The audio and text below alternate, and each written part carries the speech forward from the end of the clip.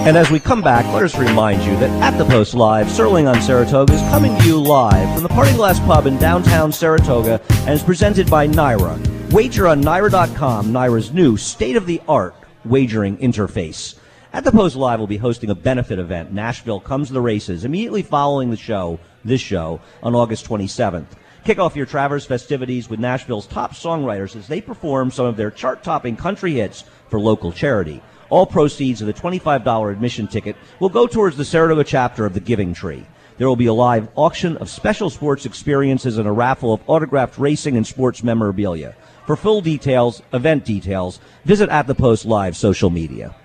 Thanks a lot for staying with us here as we come back. I'm very excited to have my next guest, and this is Jimmy Jerkens. If you're not familiar with Jimmy Jerkens, frankly, you're not following racing in New York. Let's give a big hand to Jimmy. Thanks for joining us, Jimmy. My pleasure. You got a big weekend coming up. You got Wicked Strong in the Whitney. You ready? Yeah, and VE Day.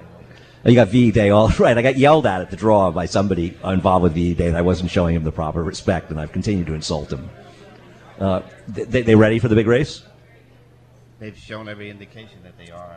I'm really happy with how they're coming up to it. Bad news for Wicked Strong. I picked him second. I hate to break it to you, and I can't pick a winner, so it's not good. Well, I left VE Day out, so maybe he's okay. I got faith in you. Thanks a lot. Jimmy, talk about what it was like, not even from a racing experience, what it was like growing up with your dad and just with the family and in general. Well, it was something we started watching. I remember watching all his races, not all his races, but years ago, when I was a little kid, they had a show called Win Elliott hosted on Channel 9, and every Saturday they showed the co-feature and the feature from Aqueduct or wherever the racing was, and it seemed like my father had a horse in the co-feature and the stake every week. It was just incredible, and just rooting them on, and they always did. Most of the time, they did well, and it was just something to be really proud of from a very young age, and it was hard not to get involved in it, So, I knew that's what I was going to do from there on. How old were you when you started hanging out at the racetrack with your dad? Probably 6 or 7.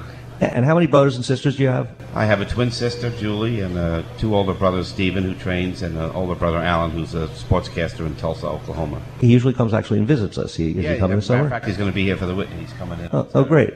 And now, did everybody get involved in the game in some respect, coming to the barn and such? Not really. I mean, just me and Stephen. I mean, Allen would work on the weekends, but that wasn't his thing. He'd walk hots and stuff just to put the summer in, but he wasn't, getting up in that early in the morning wasn't his thing. So, were you getting up early and going to the track with your dad? Oh yeah. I hung on my father's every word since I was very young. I mean, he was my idol, and I just aimed to please him from day one. I think you did with how well you've done, obviously on your own as well. But so in going to the track, when did you like you were going to high school, or did you just really want to hang around the racetrack and pretend you weren't going to high school? I mean, you just always wanted to be there. Yeah, well, I'd work when I was going to school. I worked every weekend, and then when I graduated from high school, I went to work for him full time. And Stephen did well as well. I mean, he was training on his own before you were. Yeah, but Stephen went out on his own way before I did. I mean, he went out on his own when he was 19. He only worked for my dad after he graduated for a full year. He went on his own. Matter of fact, it's ironic. The same person that gave him his first horses was the same person that gave me my first horses, Peter Blum. It was just 20 years apart. And did Peter have horses with your dad as well, I assume? Yes. Yep. Peter's been influential in all our lives as far as supplying us with quality stock. And so your dad had a lot of owners. Obviously, Jack Dreyfus is the one that the most. Yeah, that was his. He loved him, and because he just gave him horses and gave him total control and total blind faith. It wasn't a matter of fact. People don't believe this, but when Prove Out won, my father bought Prove Out up here during August for $65,000, and he ran him back towards the end of the meet, and he won going 7/8 and 21 and change, almost broke the track record. And Jack Dreyfus loves to tell the story. He said he was a big bridge player, and he was in Manhattan. It's a great bridge player. He was in his bridge club, and said somebody said, "Congratulations, Jack! You see your horse almost broke the track record today." Who's that? He said, "Prove Out." He says, "I don't know what's called Prove Out." He didn't even know he owned the horse. My father bought the horse. He didn't even know he owned him. And a month later, he'd be Secretariat. Yeah, you think things have changed? Yes, I think they've changed a great deal from that. You have any owners like that now? No, but I'm fortunate. I have great owners. They that pretty much leave me to all the decisions. I'm very fortunate to that, and I know how hard it can be when you don't. Now, when your father had a nickname, the Giant Killer, word has it your father was not thrilled with that nickname. Well, because he never liked anything that he thought made anybody else feel put down. You know, it really bothered him, and not to say that he didn't. He had an ego. You've got to have an ego to be in this business, especially to play it like he did for 60 some odd years. But he never liked it to get to the point where it belittled somebody else, and he thought that belittled whoever had the horse. That's what made him feel very uncomfortable. He was very uncomfortable from day one. He was never afraid to take a chance, though. I mean, he would run horses in tough spots. No, he knew. You know, he never conceded. He said never stay out of a race because of one horse. You know, and case in point, when Onion was when Secretariat was, he happened to be on his pony watching Secretariat breeze for his last breeze before the Whitney, and he was very sluggish. He worked a half in 48 with Turcotte scrubbing on him. And everybody that was around Secretariat knew that. Forget it. He was like he could go a half in 45 just sitting on him when he was right. So he thought something might have been up. And Secretariat had Onion had just won on that Tuesday. Previous to that Saturday, he ran 6.5 furlongs to like 15 flat.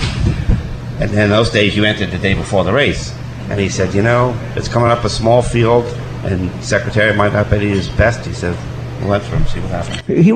He ran 4 days before the race? Tuesday before that Saturday. Wow. I bet a lot of people here didn't know that. I know I didn't know that. Amazing. You can look it up.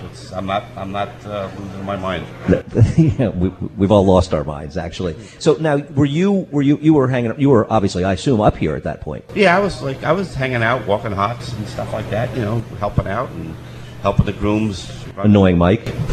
And Mike worked like a dog for my dad. He really did.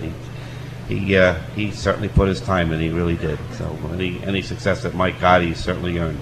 Absolutely. Now, when were you coming to Saratoga since as early as you can remember? Oh yeah, yep.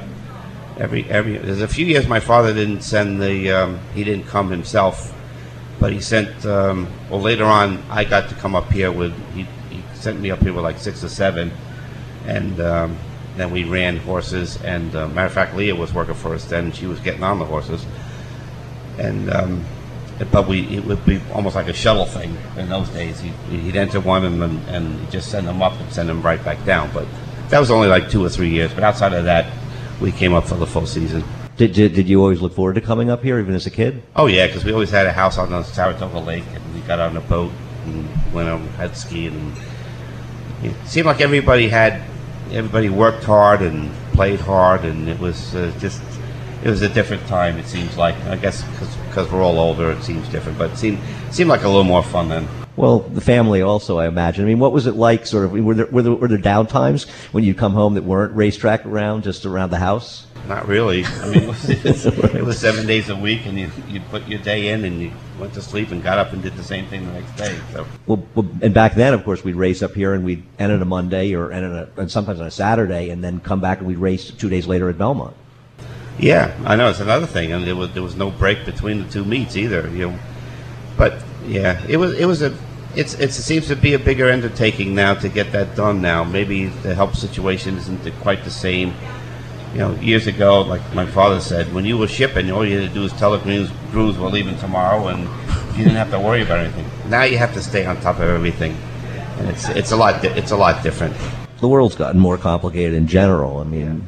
Yeah. Now, what about horses? Who are some of your favorite horses your dad had when you were around, even in older days or even later?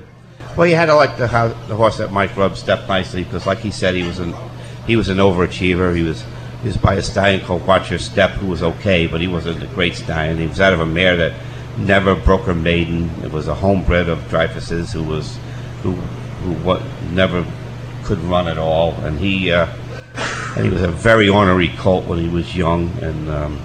It was just that was just a case of just perseverance on my father's part, and Mike having to rub him, take care of him. He was difficult to rub and everything like that. And he wasn't the soundest horse either, but it was one of those things. It's perseverance, and he was a tough horse, and he just improved as time. Matter of fact, I think he broke his mane for 18,000. Really? Yeah. And then a year later in the fall, he beats Forgo in the Jerome. So. Amazing. Yeah. Well, Kelly Kipp broke his maiden first time out for a tag. Yeah, and he gave no indication he was something special when he was young, else he wouldn't have done it, But I remember in those days you had, remember everyone used to call. I remember because we had a few in that day, and they used to call used to call Harvey Pack. Used to call that number to get the Pack at the track. Yeah, and to get the stretch call. And I call it up, and then Kelly Kipp runs off the screen, and he runs 50, whatever the hell he ran at 56 and something insane. I'll never forget riding my bicycle up to the spit box and saying, "I'll die if I look at this program and see that he was claimed." Because he was in for 35,000. It was the guy. Remember trainer Bobby Lake? Sure. He would take a shot at first-time starters in those days, who he thought people were cheating on, and he was very successful at it. And I said, "I guarantee you, Bobby Lake claimed this damn horse." And I'll never forget pulling up there and looking at that thing, and my heart was pumping out of my chest because it would have killed my dad. Because there's a lot of history behind it, because it was a hobo horse, right. And the mare he was out of all went back to the mare that produced all the top horses for hobo. And if he went on and did something for somebody else, it wouldn't have been good. So and he wasn't claimed, and I. The second horse was claimed. The second horse was actually claimed in that race. Yeah, a horse of Pancho Martin's. Home of the Brave, right? Or something? Todd had him, and then right. Pancho claimed off of him. Yeah. He actually was second to a Firm Success when a Firm Success broke his maiden. Yeah, it was a main 35,000, and it ended up being a key race. It's funny. I remember seeing Jean-Luc Samine after the race at Belmont, and him saying the same thing. We never saw this horse did anything in the morning, and he was a freak. Yeah, he was. I mean. My father loves to talk about it, Tom. He says, sometimes I just get insane. I said, what are you talking about? He said, I was working this horse for Kelly Kipp for a particular race, and he was already flying. He went the first quarter in under 22. He went 3/8 and 33 and 3/5, and he had all his riders conditioned, which I do too to this day to my riders, to look over at me at the 8th pole, wave them on if they're going too slow, and put your hand up if I think they're going a little too fast. So he said. He was already going 33 and change. He says, I don't know what made me do it. I went like this. Wait, no. He said, I just wanted to see. He said, and believe it or not, even then he went into another gear. Amazing horse. Sometimes you get crazy. Well, sometimes it's fun. He did really incredibly well, obviously, with that horse. And, that was a similar time to Sky Beauty, right? Yeah, we had a bunch of good horses at that time. Sky Beauty, Devil is Due. Who was better than him? Won for almost $4 million. And Missy's Mirage. Everybody forgets about her. If she was around today, she'd be the champ. She was good, but she was just another horse in those days. Today she'd be a champ. Yeah, she and Classy Mirage were tremendous horses. Classy Mirage couldn't go quite as far, but they were half sisters, and Classy was a little bit better sprinter, but Missy, she was tough. Arena, one of the three Classy Mirage beat her. But in all fairness, inside information stumbled bad at the start. Right. And she was a big favorite, and Julie was on Classy, and she went to the lead, and she couldn't run her down. Now, one of them, Katie Sweeney, rode in its debut at Hialeah in an allowance race. Is that true? That was Classy Mirage. Yeah, finished second, I think. He couldn't get her in. I don't know if something happened. He said he wanted to run her right now. My father would do stuff like that if he thought he had the horse. I'm not going to wait for a maiden race. I want to run her right now. And he put her in the air to then, and she galloped like she could have won it easier than if she ran in a maiden race. What was the deal with him with riders? Because he rode some pretty funny riders at times. He never liked to commit to jocks early because he didn't want to commit to a race early. He wanted to wait as long as he could to get to, if he wanted to run a horse in a certain race. And you can't do that with the top jocks. You got to commit early, and he felt very uncomfortable doing that. At the same time, he liked to reward people that he thought were instrumental in getting the horse good by working them in the mornings, like Ray Path with Society Selection, and Shannon Yuski with a couple of horses that I don't forget. Lila, I think her name was. Yeah, Lila. Sprinter. Yeah, and he thought that was, he gets a lot of flack for that, but he never thought, outside of 2 jockeys in his lifetime, he didn't think, he thought, he outside of Eddie Belmonte, who he absolutely thought was the best jockey that ever sat on a horse, and a few others, he thought the majority of them were just about the same. And if you could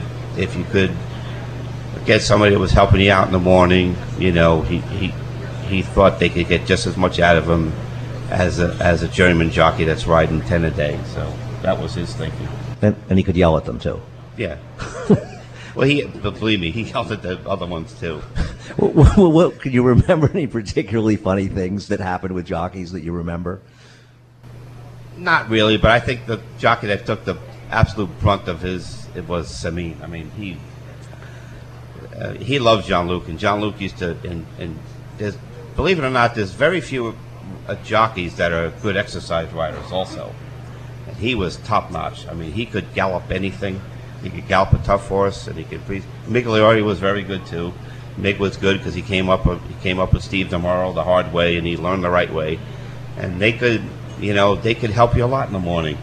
And but Jean-Luc rode a lot of good horses for my dad, but they had a lot of great success. But he ate a lot of stuff from the chief over the years.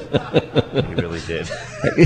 It always seemed like your dad was also kind of had fun with Julie Crone. I mean, I remember seeing him yelling at her more than a few times. Yeah, but he loved her. He thought she was which she was. She was a natural. She was a natural horsewoman, and that's what he liked. He liked people that were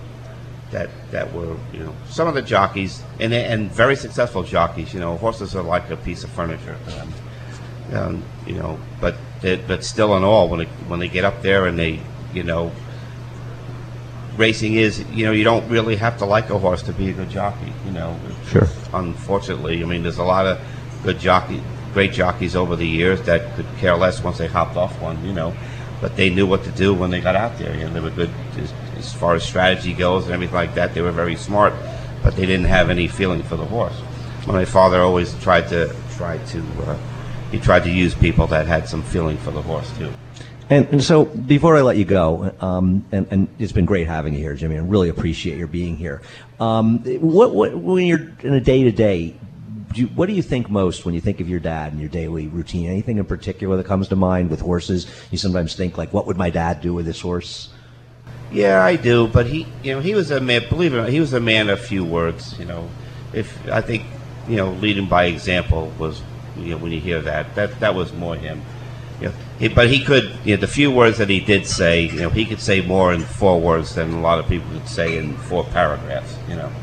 And that's the way he was, and you knew what he meant. Like, he didn't say much, but when he said it, you took it to heart, and it sank in, and you knew what he meant. Well, he certainly touched a lot of people in a very positive way. Jimmy, thanks so much for joining us here on At the Post Live. Appreciate your being here. Stay with us. We come right back. At the Post Live is brought to you by Timeform US. Visit timeformus.com, the site for the modern horse player.